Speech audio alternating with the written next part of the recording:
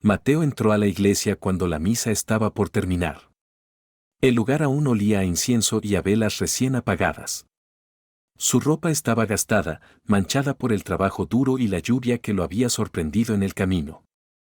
Caminó despacio por el pasillo central, sintiendo como algunas miradas se clavaban en él, curiosas, incómodas, juzgadoras. Se arrodilló frente al altar. No llevaba palabras preparadas, no tenía fuerzas para fingir. Durante meses había sido fuerte, cuando perdió su empleo, cuando su esposa se fue sin mirar atrás, cuando el médico le dijo que el tratamiento de su hijo era demasiado caro. Pero en ese instante, frente a lo único que aún consideraba sagrado, todo se le vino encima. Las lágrimas comenzaron a caer sin permiso. Mateo intentó contenerlas, apretó los puños, respiró hondo, pero el llanto brotó desde un lugar profundo, silencioso y honesto. No gritaba, no hacía un escándalo. Solo lloraba como llora un hombre que ya no sabe a dónde ir. El sonido de un carraspeo rompió el momento. Algunas personas se giraron para verlo. Una mujer frunció el ceño. Un hombre negó con la cabeza. Mateo sintió la vergüenza quemarle el rostro, pero ya no pudo detenerse. Era su último refugio, su último intento. Mientras las lágrimas caían sobre el suelo frío, Mateo susurró apenas audible: Dios, ya no puedo más. No sabía que ese llanto, que incomodaba a todos, era apenas el comienzo de algo mucho más grande. El silencio que siguió al llanto de Mateo no fue compasivo, fue incómodo. Ya no era un hombre orando, era un problema que había que quitar del medio. Desde una de las primeras filas, un hombre bien vestido, miembro del consejo parroquial, se levantó con gesto molesto y caminó hacia él con pasos firmes. «Compórtate», le susurró con dureza. «Esto es una iglesia, no un lugar para escenas». Mateo levantó la mirada con los ojos enrojecidos, intentando hablar, pero las palabras no salieron. En ese momento, el sacristán se acercó y le puso una mano pesada sobre el hombro, no para consolarlo, sino para levantarlo. El contacto fue brusco, autoritario. «Si vas a llorar, hazlo afuera», dijo en voz más alta de lo necesario. Varias personas escucharon. Algunas bajaron la mirada, otras murmuraron entre sí. Alguien dejó escapar una risa nerviosa. Mateo sintió como la vergüenza le atravesaba el pecho. Ser visto llorando ya era suficiente humillación, pero ser señalado, corregido y expuesto lo terminó de quebrar. Se puso de pie lentamente. Sus piernas temblaban. Evitó mirar a los demás mientras caminaba hacia la salida, sintiendo cada paso como si pesara toneladas. En su mente resonaban palabras que había escuchado toda su vida: los hombres no lloran, aguántate, sé fuerte. Al cruzar la puerta del templo, el aire frío lo golpeó en el rostro. Detrás de él, la misa continuó como si nada hubiera pasado. Nadie lo siguió. Nadie preguntó su nombre. Nadie supo que lo que acababan de expulsar no era un escándalo, sino un corazón roto buscando consuelo. Mateo bajó la cabeza y salió a la noche, convencido de que había sido rechazado incluso en el único lugar donde pensó que aún tenía derecho a llorar. Mateo se sentó en las escaleras de la iglesia, empapado, con los hombros caídos y la mirada perdida. El ruido lejano de los autos y el murmullo de la ciudad contrastaban con el silencio que sentía por dentro. Por primera vez en mucho tiempo, dejó de fingir fortaleza. Ya no tenía a quien impresionar, ni nada que demostrar. Juntó las manos, no con la seguridad de quien sabe qué decir, sino con la torpeza de quien solo siente. No alzó la voz. No reclamó. Su oración fue simple, casi desesperada. Dios, si aún estás ahí, no me dejes rendirme. No sé cómo seguir, pero no quiero perder la fe. Las palabras se le quebraron en la garganta. Permaneció así varios minutos, respirando hondo, intentando calmar el temblor de su cuerpo. Entonces sintió una presencia a su lado. Un anciano se había sentado cerca, sin hacer ruido. Vestía de forma sencilla y tenía una mirada serena, profunda. A veces, dijo el anciano con voz suave, Dios escucha más cuando el hombre ya no puede sostenerse solo. Mateo lo miró sorprendido. Nadie solía hablarle así. Intentó responder, pero el anciano se levantó lentamente y se alejó, perdiéndose entre la gente que pasaba por la calle. Fue tan rápido que Mateo dudó si realmente había estado allí. El hombre volvió a quedarse solo. Sin embargo, algo había cambiado. Su pecho ya no pesaba igual. El dolor seguía presente, pero ahora estaba acompañado de una extraña calma, como si su oración, por primera vez, hubiera llegado a destino. Mateo se levantó con dificultad y miró una vez más la puerta del templo. No sabía qué pasaría después, pero por primera vez desde hacía mucho tiempo, sintió que no estaba completamente abandonado. Dentro de la iglesia, el ambiente ya no era el mismo. Aunque la misa continuó, las palabras del sacerdote sonaban vacías, como si hubieran perdido fuerza. Algunos feligreses no podían concentrarse. Las imágenes del hombre llorando frente al altar regresaban una y otra vez a sus pensamientos, incomodándolos más que cualquier sermón. El miembro del consejo parroquial que había ordenado sacar a Mateo intentó mantener la compostura, pero un nudo le apretaba el pecho. Sentía una inquietud extraña, una culpa que no lograba explicar. Cada vez que cerraba los ojos, veía el rostro de aquel hombre humillado, la forma en que bajó la cabeza antes de salir. Esa misma noche, varios de los presentes tuvieron sueños perturbadores. En todos aparecía la misma escena, un hombre arrodillado frente al altar, llorando en silencio, mientras el templo se oscurecía lentamente. Algunos despertaron sobresaltados, otros con lágrimas en los ojos, sin entender por qué aquella imagen los perseguía. El sacerdote, por su parte, se quedó solo en la iglesia después de que todos se marcharon. Caminó hasta el altar y se detuvo en el mismo lugar donde Mateo había estado. Sintió un peso en el corazón que no había sentido antes. Algo no había sido correcto. No era solo compasión, era una advertencia silenciosa. Se arrodilló y cerró los ojos. Por primera vez, no rezó por la comunidad ni por la rutina diaria, sino por aquel hombre cuyo nombre no conocía. En ese instante comprendió que habían confundido orden con misericordia y respeto con orgullo. Mientras las luces del templo se apagaban una a una, quedó claro que la humillación de Mateo no había pasado desapercibida. Algo se había quebrado en ese lugar sagrado, y nada volvería a sentirse igual hasta que esa herida fuera reconocida. A la mañana siguiente, Mateo despertó antes de que sonara el reloj.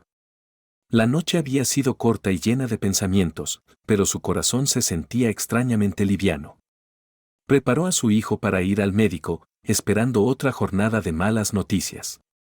Sin embargo, algo distinto flotaba en el ambiente, como una calma que no lograba explicar. Mientras caminaban por el pasillo del hospital, el teléfono de Mateo vibró. Era un número desconocido. Dudó en contestar, pero lo hizo. Al otro lado de la línea, una voz le habló de una oportunidad de trabajo. No era un gran empleo ni una promesa de estabilidad, solo unas semanas de trabajo temporal. Aún así, para Mateo, fue como ver una rendija de luz después de mucho tiempo en la oscuridad. Más tarde, el médico salió del consultorio con una expresión distinta a la habitual. Explicó que los últimos exámenes mostraban una leve mejoría en la condición de su hijo. No habló de milagros, pero tampoco supo dar una razón clara. Mateo escuchó en silencio, con el corazón acelerado, sintiendo que algo empezaba a cambiar. De regreso a casa, Mateo pensó en la noche anterior, en la humillación, en la oración en las escaleras del templo. Nada se había resuelto por completo, pero por primera vez en meses, no todo era pérdida. Había una puerta abierta, pequeña, casi invisible, pero real. Esa noche, antes de dormir, Mateo volvió a orar. No pidió más señales. Solo agradeció. Entendió que no siempre las respuestas llegan de golpe, sino paso a paso. Y aunque el camino seguía siendo difícil, supo que aquel llanto frente al altar no había sido en vano. El recuerdo del anciano no dejaba en paz al sacerdote. Desde la noche de la humillación, algo lo inquietaba profundamente. Decidió preguntar entre los feligreses habituales si alguien conocía a aquel hombre que se había acercado a Mateo en las escaleras del templo. Nadie supo responder. Algunos negaron haberlo visto, otros dijeron no recordar a ningún anciano esa noche. Intrigado, el sacerdote pidió revisar las cámaras de seguridad exteriores. Observó con atención las imágenes de aquella noche lluviosa. Allí estaba Mateo, sentado en las escaleras, con la cabeza baja. De pronto, un anciano se acercaba y se sentaba a su lado. Hablaron brevemente. Pero al avanzar el video, ocurrió algo inexplicable. En el momento exacto en que el anciano se levantaba, su imagen se desvanecía, como si nunca hubiera estado allí. El sacerdote retrocedió la grabación varias veces, buscando una explicación técnica, un fallo, cualquier lógica posible. No la encontró. El archivo no estaba dañado. Simplemente, aquel hombre no quedaba registrado por completo. Esa noche, el sacerdote no pudo dormir. Recordó las palabras del anciano, repetidas por Mateo cuando finalmente logró encontrarlo días después. Eran frases simples, pero cargadas de una verdad que le atravesó el alma. Comprendió que no todo lo sagrado se manifiesta dentro del templo, ni todo lo divino lleva rostro conocido. Mientras tanto, Mateo seguía adelante con su nueva rutina, sin saber que su encuentro había desatado preguntas profundas en quienes lo habían juzgado. La presencia que nadie pudo explicar no había llegado para asustar, sino para señalar un error y abrir los ojos. Y así, en silencio, la historia comenzaba a girar. Porque cuando Dios habla, no siempre lo hace con ruido, sino con señales que solo los humildes logran reconocer. Mateo comenzó su nuevo trabajo sin expectativas, con la misma humildad con la que había enfrentado cada golpe de la vida. No preguntó cuánto duraría ni qué podía ganar a largo plazo. Simplemente agradeció la oportunidad y se entregó al trabajo con dedicación. Llegaba temprano, escuchaba más de lo que hablaba y cumplía cada tarea como si fuera la más importante.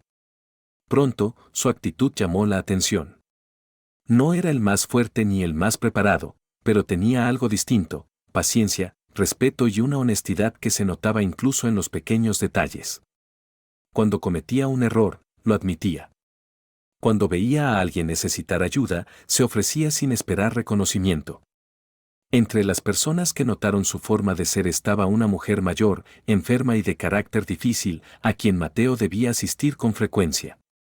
Al principio, ella desconfiaba de todos. Sin embargo, con el paso de los días, comenzó a confiar en él. Mateo la trataba con dignidad, sin lástima ni interés oculto. En largas conversaciones, Mateo habló poco de sí mismo, pero cuando lo hizo, no se quejó. Habló de su hijo, de la fe que lo sostenía y de la noche en que creyó haberlo perdido todo. Aquellas palabras tocaron algo profundo en la mujer, que empezó a ver en Mateo no a un empleado más, sino a un hombre íntegro. Sin saberlo, Mateo estaba siendo observado. Su carácter, moldeado por la humillación y el dolor, se estaba convirtiendo en su mayor fortaleza. Lo que había nacido del sufrimiento comenzaba a abrirle caminos que jamás imaginó. Dios no lo estaba levantando con ruido ni aplausos, sino en silencio, construyendo algo sólido donde antes solo había ruinas. En la iglesia, la inquietud ya no podía ocultarse. Los murmullos comenzaron a circular con fuerza, y el nombre de Mateo apareció una y otra vez en conversaciones incómodas. Algunos feligreses confesaron haber soñado con él, otros admitieron sentirse culpables por no haber dicho nada cuando fue humillado. El ambiente, antes rígido y controlado, se volvió tenso. El hombre del consejo parroquial que había ordenado sacarlo empezó a perder autoridad. Sus palabras ya no inspiraban respeto, sino desconfianza. Cada vez que intentaba imponer orden, algo en su interior lo traicionaba. La imagen de Mateo saliendo con la cabeza baja regresaba como un recordatorio constante de su error. Finalmente, el sacerdote decidió hablar. Durante una reunión privada, confrontó al consejo y reconoció que habían fallado en lo más esencial: la misericordia. Sus palabras fueron firmes, cargadas de vergüenza y verdad. No buscó culpables externos. Asumió su responsabilidad y exigió que se hiciera lo correcto. Días después, el sacerdote encontró a Mateo. No llevaba sotana ni autoridad, solo humildad. Le pidió perdón sin excusas, sin justificaciones. Le habló del anciano, de las cámaras, de la inquietud que no los dejaba en paz. Mateo escuchó en silencio, sorprendido, sin rencor en el rostro. No te buscamos para limpiar nuestra imagen, dijo el sacerdote, sino porque necesitamos reparar lo que rompimos. Mateo bajó la mirada. Aquella humillación aún dolía, pero algo dentro de él ya no pedía justicia, sino paz. Aceptó volver al templo, no para ser exhibido, sino para cerrar una herida que no solo era suya. El arrepentimiento había llegado tarde, pero había llegado. Y con él, la posibilidad de redención para todos. El día que Mateo regresó a la iglesia, no lo hizo con temor ni con orgullo. Entró en silencio, con la misma ropa sencilla y el mismo corazón humilde, pero ya no era el hombre quebrado que había salido aquella noche. Algo dentro de él había sanado. No porque todos sus problemas estuvieran resueltos, sino porque había aprendido a sostenerse en la fe. El templo estaba lleno. El sacerdote subió al altar y, antes de iniciar la misa, pidió permiso para hablar. No mencionó nombres, pero contó la historia de un hombre humillado por llorar frente a Dios. Habló de cómo confundieron orden con dureza y autoridad con soberbia. Cada palabra caía pesada sobre los presentes, muchos de los cuales bajaron la mirada. Mateo escuchaba desde una banca, con el corazón sereno. No buscaba reconocimiento ni disculpas públicas. Entendía que su historia no era para exaltarlo, sino para enseñar. Cuando el sacerdote terminó, hizo una pausa y dijo algo que quedó grabado en todos: a veces Dios permite que alguien sea humillado, no para destruirlo, sino para prepararlo. Mateo cerró los ojos. Comprendió que aquel llanto frente al altar no fue una señal de debilidad, sino el inicio de un proceso. Dios no lo había abandonado en su momento más oscuro, lo estaba moldeando, fortaleciendo, guiándolo paso a paso. Al salir de la iglesia, el sol comenzaba a abrirse entre las nubes. Mateo respiró profundo. Su vida aún tenía desafíos, pero ya no caminaba solo ni derrotado. La humillación quedó atrás. Lo que venía ahora era propósito. Y así entendió la verdad más grande de todas: Dios no estaba castigándolo. Lo estaba preparando para algo mucho más grande. Si te gustó este video, considera suscribirte al canal para seguir explorando más historias.